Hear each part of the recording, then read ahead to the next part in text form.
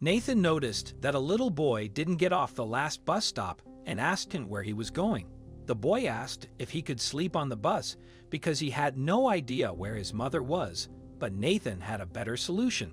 Then he discovered something heartbreaking about the kid.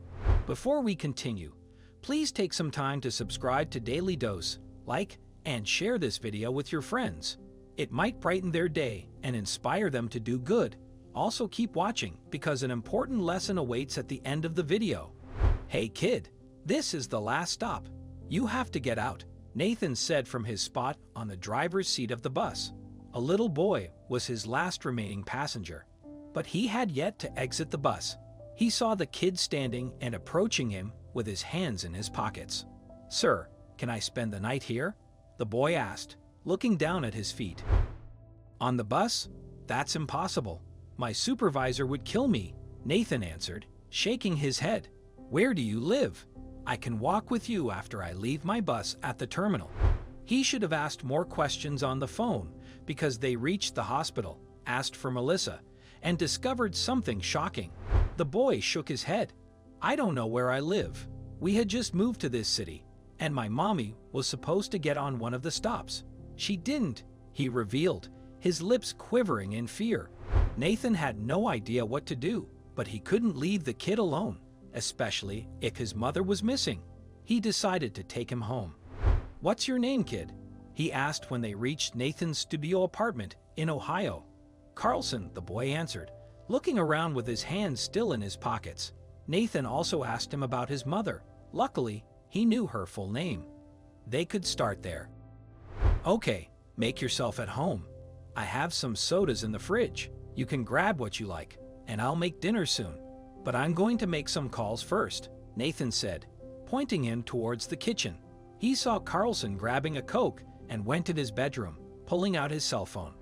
First, he called the police and asked about any missing person with the name Carlson had told him, Melissa G. Unfortunately, they had no information about her, so he hung up for the moment. Calling CPS was another option, but he didn't want to involve them for a simple error. He didn't want the kid sent to the system if it was not necessary. He went out and started making dinner, which Carlson enjoyed immensely, as he hadn't eaten all day.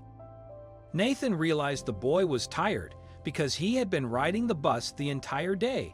He prepared the couch with a pillow and some blankets. "You can sleep here tonight. We'll find a solution tomorrow," Nathan assured him, and the kid was out like a light almost immediately.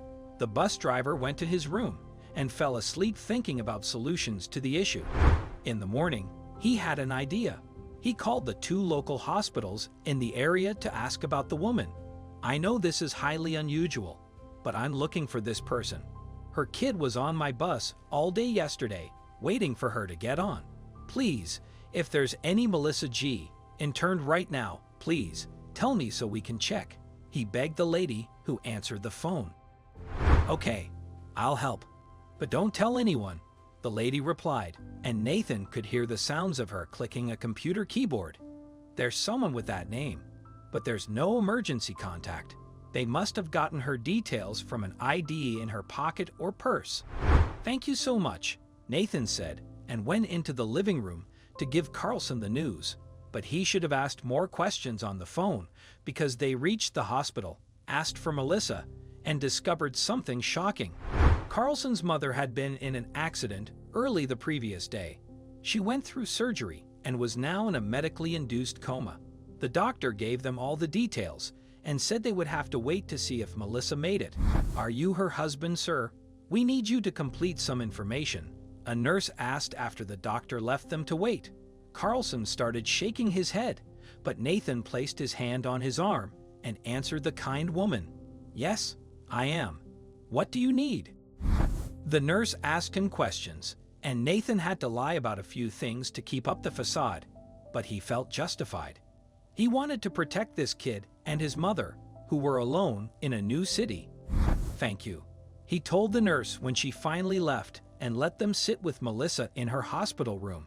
He was not afraid of the repercussions of lying. This was a good deed.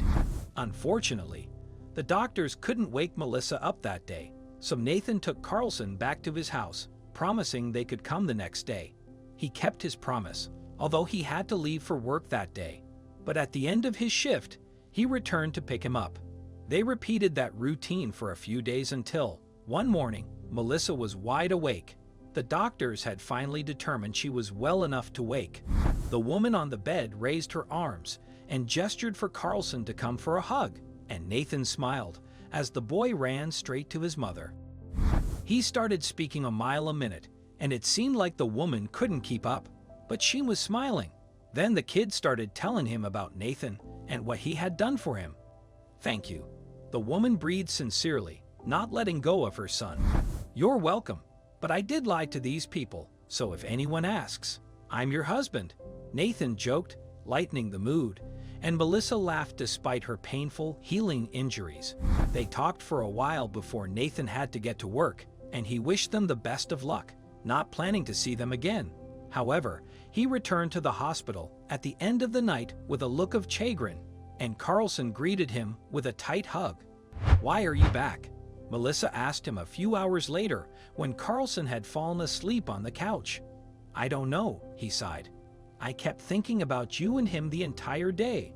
I can't explain it, but I guess I wanted to see this through. I'll help you return home and watch him whenever I can so you can recover." "That's so kind," Melissa replied, nodding her head slowly and wiping a stray tear that escaped her eye. Other people would have called 911 or CPS, and they could have taken my son forever. I almost called them, but then I thought, what if something happened to you?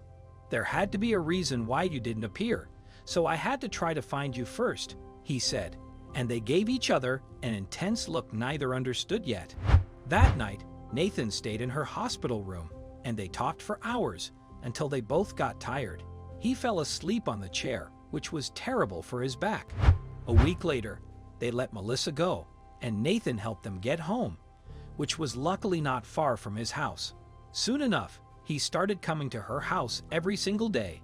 One thing led to another, and they got married 2 years after Melissa's accident. He adopted Carlson officially a few years later, proving that some things are meant to be. What can we learn from this story? Try to help others whenever you can. Nathan could have called the police or abandoned the boy on the street, but he had a good heart and decided to help him out as best he could. Some things are meant to be, and it might be the best thing that ever happens to you. By helping the boy, Nathan found the love of his life and made a family.